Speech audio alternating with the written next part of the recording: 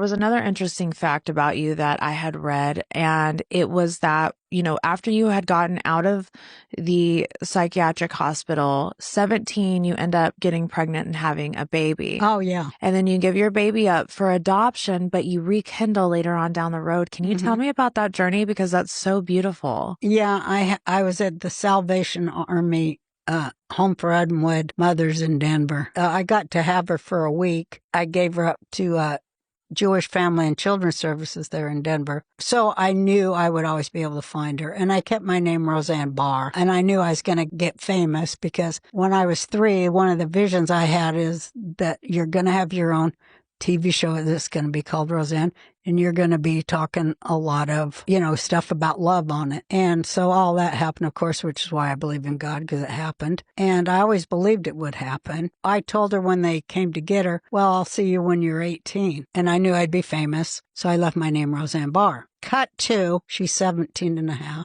Did she always know about you? No. Okay. But I always knew that we'd find each other when she was 18. And so it happened when she was 17 and a half. I was on TV, and that's how they found me. So that was So a the great parents, the parents looked for you, or she looked for you? They didn't look for me.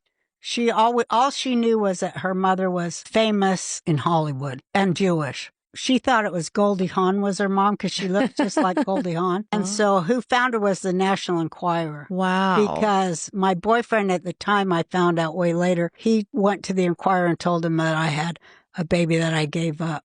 Was this the father of her or just another boyfriend? No, Tom Arnold. Yeah, he's making a living off telling stories about me, which I didn't know at the time. But wow. Yeah, so anyway, they go to Colorado and bribe somebody at the county office there. So they give her the birth certificate. So they called me up. Did you have a baby? There's an English guy.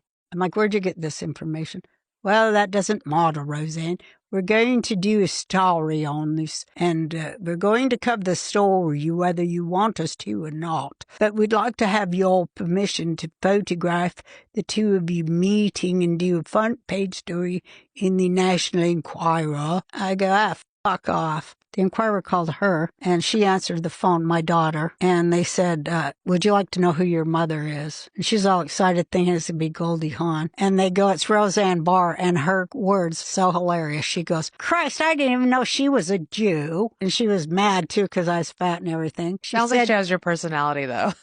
She looked down, she said, at the coffee table, and I was on the cover of the Enquirer. She said she started staring at it, and she goes, oh, my God, I do look just like her. And she took the picture to the mirror, and she just kept looking.